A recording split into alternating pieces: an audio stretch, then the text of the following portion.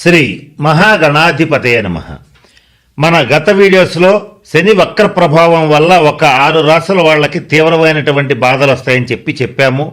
అయితే ఈ 6 రాశుల వాళ్ళలో ముఖ్యంగా ఒక 5 రాశుల వాళ్ళకి మాత్రం రేపు ఆగస్టు 11వ తారీఖు నుంచి సెప్టెంబర్ 18వ తారీఖు వరకు ఉన్న మధ్యకాలంలో ఉన్న ఈ 40 రోజుల పాటు శని అవయోగాన్ని ఇవ్వడానికి ప్రయత్నం చేసినా శనిచ్చేటువంటి దుష్ఫలితాలని ఆపి గురుగ్రహం అనేటువంటిది రివర్స్లో శుభ ఫలితాలు ఇవ్వటం, వీళ్ళకి మంచి రాజయోగం ఇవ్వటం, మంచి అవకాశాలు కల్పించటం, జీవితంలో ఎదగడానికి కావలసినటువంటి అన్ని రకాల అవకాశాలు అందిపుచ్చుకునేటువంటి స్థితికి తీసుకురాగలిగేటువంటి పరిస్థితికి గురుగ్రహం ఈ 40 రోజుల్లోనూ ఉండబోతోంది. కారణం ఏమిటంటే గురుడు తన ఉచ్చరాశి అయినటువంటి కర్కాటక రాశిలో ఉంటున్నాడు. అక్కడ ఏమవుతుందంటే గత కొద్ది కాలంగా గురువు స్వతంత్రించి ఫలితాలు ఇవ్వడానికి వీలు లేకుండా గురుమోఢ్యమి కానీ పాపగ్రహాలతో కలిసి ఉండటం కానీ ఇట్లా అనేక రకాలైన కాంబినేషన్స్లో ఉండటం వల్ల గురుడు స్వతంత్రించి యోగం ఇవ్వలేని పరిస్థితి ఉంది. కానీ నేను చెప్పిన ఈ 6 రాశుల వాళ్ళు మరి శని ప్రభావం వల్ల ఇబ్బంది పడతారని చెప్పి, అయితే వాళ్ళలో ఒక 5 రాశుల వాళ్ళకి మాత్రం ఇబ్బందులు కలగాల్సిన ప్లేస్లో ఈ 40 రోజులు మంచి రాజయోగం పట్టబోతోంది. కారణం ఏంటంటే ఒక ఉదాహరణ చెప్తాను. గురుబలం ఎంత గొప్పగా ఉంటుంది, ఎంత గొప్పగా యోగిస్తుంది అని అంటే, ఒక సుబ్బారావు అనే అతని వ్యక్తి ఉన్నాడు అనుకుందాం. అతనికి ఏలినాటి శని జరుగుతోంది. దీనితో పాటుగా అతని జన్మ జాతక చక్రంలో శని నీచిబట్టున్నాడు. నీచిబట్టిన శని మార్గదశ ఏలినాటి శని ఒక్కసారి అతనికి వచ్చింది అనుకుందాం. అతనికి వస్తే అతనితో పాటుగా అతని కుటుంబ సభ్యుల్లో ఇంకొకళ్ళకి అష్టమ శని, ఇంకొకళ్ళకి అర్ధాష్టమ శని, రాహుమార్దశ, ఇట్లా పాపగ్రహ దశాంతర దశలు కుటుంబంలో 4కి 5కి జరుగుతూ ఉన్నప్పుడు అతని పరిస్థితి ఏ స్థాయికి వెళ్తుందంటే ఈ టైంలో అత్యంత దయనీయమైన స్థాయికి వెళ్ళిపోతుంది. ఆర్థికంగా బాగా చితికిపోతారు. ఏం చేయాలో తెలియని పరిస్థితుల్లోకి వెళ్తారు. వాళ్ళ జాతక ప్రభావం రీత్యా కొంతమంది ఉద్యోగస్తులైతే సస్పెండ్ అవుతారు, కొంతమంది వ్యాపారస్తులైతే దివాలా తీస్తారు. అటువంటి పరిస్థితులు ఉంటే దాన్నన్నింటినీ కూడా ఒక్క గురుబలం చాలా సునాయాసంగా ఆపి వాళ్ళని మంచి స్థితికి తీసుకెళ్ళగలుగుతుంది. దానికి మనం చేయవలసిందల్లా ఏంటంటే ఈ 40 రోజులు ఈ 5 రాశుల వాళ్ళకి ఎలాగూ గురుబలం పుష్కలంగా ఉంటుంది. గురుడు స్వతంత్రించి రాజయోగాన్ని ఇవ్వగలుగుతున్నాడు.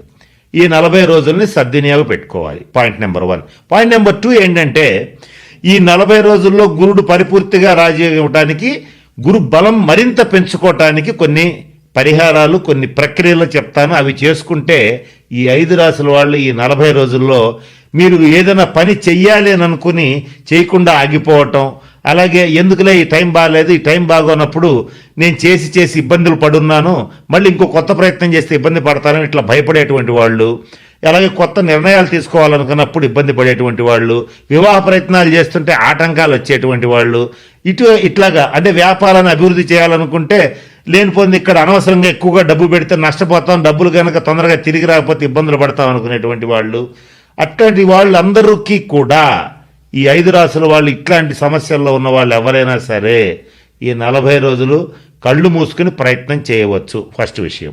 రెండో విషయం ఏంటంటే ఈ 5 రాశుల్లో ఏ రాశి వాళ్ళకి ఎటువంటి బెనిఫిట్ జరగబోతోంది అది కూడా చెప్తాను. ఆ తర్వాత గురుబలం పెంచుకునే విధానాలు చెప్తాను, ప్రక్రియలు చెప్తాను. ఫస్ట్ పాయింట్ ఏంటంటే గురుబలం పెరిగేటువంటి మొదటి రాశి, తర్వాత రాశి మీనరాశి. మీనరాశి వాళ్ళకి లగ్నంలో ఏలినాటి శని వక్రించి చాలా నీచమైన ఫలితాలు ఇస్తున్నాడు, చాలా ఇబ్బందులు పెడుతున్నాడు. వీళ్ళకి అది దాదాపుగా వ్యయంలో రాహు కానీ జన్మరాశిలో శని కానీ వీళ్ళని శ్రీరామ అంటే ఒక తప్పు మాట కింద పరిగణించేటువంటి పరిస్థితులన్నీ కూడా నెట్టివేయటం జరిగింది. ఇది జరిగి వీళ్ళకి దాదాపుగా 2.5-3 సంవత్సరాలు దాటిపోయింది. కాకపోతే మధ్యలో అప్పుడప్పుడు దైవబలం వల్ల గురుబలం వల్ల తప్పించుకుంటున్నారు. అటువంటి మీనరాశి వాళ్ళకి ఆర్థికంగా ఎక్కువగా అప్పులు చేసేటువంటి పరిస్థితి వచ్చింది. అటువంటి మీనరాశి వాళ్ళకి వివాహ ప్రయత్నాలు చేస్తున్న ఫెయిల్ అవుతూ వస్తున్నాయి.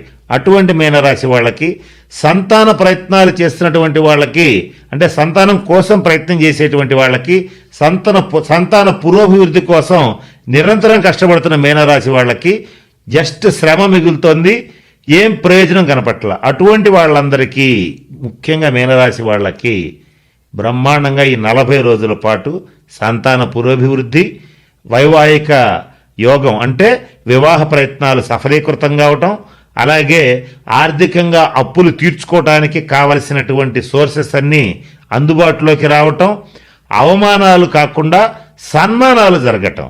అంటే ఇంతకు ముందు కొంత ప్రతిదానికి అవమానించబడే పరిస్థితి, ఇంట్లో అవమానిస్తారు, బయట అవమానిస్తారు, అలాగే వ్యక్తిగతంగాను టార్గెట్ చేస్తారు. మీరు మంచి చేసినా చెడు చేసినా మీకు చెడే ఎదురొస్తుంది. అటువంటి సిచ్యుయేషన్స్ అన్నింటి నుంచి ఈ మీన రాశ్యాధిపతి అయినటువంటి గురుడు స్వతంత్రించి బలంగా ఉండి ఈ 40 రోజుల పాటు మంచి రాజ్యోగం ఇవ్వబోతున్నాడు. ఆ అవమానాల ప్లేస్లో సన్మానాలు వస్తాయి, అప్పుల ప్లేస్లో డబ్బులు వస్తాయి, రాదనుకున్న డబ్బు చేతికి వస్తుంది, కొత్తగా వ్యాపారాలు పెట్టుకోగలుగుతారు. ముఖ్యంగా ఈ మీనరాశి వాళ్ళకి అసలు ఫస్ట్ మైండ్ పనిచేయటం మొదలు పెడుతుంది. ఈ 40 రోజుల్లో మీ యొక్క తెలివితేటల్ని, శక్తి సామర్థ్యాలని చక్కగా వాడుకుని మంచి అభివృద్ధి పదంలో దూసుకెళ్ళగలుగుతారు. ఇట్లా మీరు కర్కాటక రాశి, వృశ్చిక రాశి, ధనుసు రాశి, మకర రాశి, మీనరాశి వాళ్ళకి మంచి రాజయోగం ఈ 40 రోజుల్లో రాబోతోంది. వచ్చినటువంటి 40 రోజుల్ని చాలా జాగ్రత్తగా వాడుకోండి. అందరూ వాడుకుంటే మంచిది, కానీ 5 రాశుల వాళ్ళకి ఎక్కువ అవకాశం ఉంది. అయితే ఇందాక ఒక మాట చెప్పాను, ఏంటంటే గురుబలం పెంచుకోవడానికి ఏం చేయాలి? సద్గురువుని ఆశ్రయించాలి. నేను చాలా సంవత్సరాలుగా మన వాయిస్ ఆఫ్ వేషం ఛానల్లో చెప్తున్నాను. గడ్డాలు పెంచుకుని, మీసాలు పెంచుకుని, తెల్లగడ్డం, నల్లగడ్డం, రంగురంగుల గడ్డాలు పెట్టుకుని, పిచ్చి పూసలు, ఎన్నో రకాల వేషాలు వేసేటువంటి వాళ్ళు ఎవరు గురువులు కారు. గురువు అంటే దత్తాత్రేయ స్వామి వారు గురువు, శివుడు ఆది గురువు. వాళ్ళని ఆశ్రయించండి. సద్గురువులని మాత్రమే ఆశ్రయించండి. రాఘవేంద్ర స్వామి వారు గురువు. వాళ్ళ అనుగ్రహం సంపాదించుకోవటానికి దత్త దర్శనం చేయండి, గురు చరిత్ర పారాయణ చేయండి, మంత్రాలయ రాఘవేంద్ర స్వామి వారిని సందర్శించండి.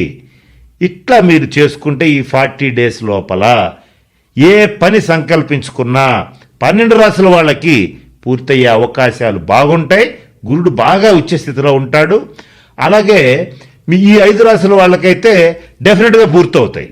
ప్రయత్నించి చూడండి, ఖచ్చితంగా సక్సెస్ అవుతాడు. వీటితో పాటుగా మన వాయిస్ ఆఫ్ వేషం ఛానల్లో గురుబలం పెంచుకోవడానికి చాలా వీడియోస్లో చాలా మార్గాలు చెప్పాం. వాటిని ప్రయత్నం చేయండి.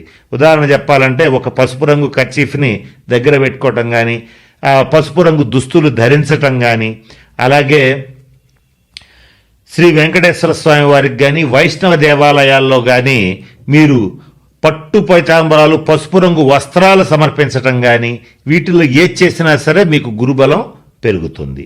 గురువు యొక్క ఆశీస్సులు తీసుకోండి. గురు నింద మానండి. ఒకవేళ దుర్మార్గుడైన గురుడు గడ్డాలు మీసాలు పెంచుకుని ప్రజలను మోసం చేశాడు అనుకుందాం, వాడిని తిట్టడం మానండి. వాడి పాపం మీకు తగులుకోవడం తప్ప ఏం ప్రయోజనం ఉండదు.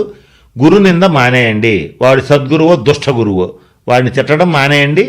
కుదిరితే నేను చెప్పినట్లుగా దత్తాత్రేయ స్వామి వారిని కానీ, రాఘవేంద్ర స్వామి వారిని కానీ సంపూర్ణంగా ఆశ్రయించి సంపూర్ణ శుభ ఫలితాలు పొందండి. స్వస్తి.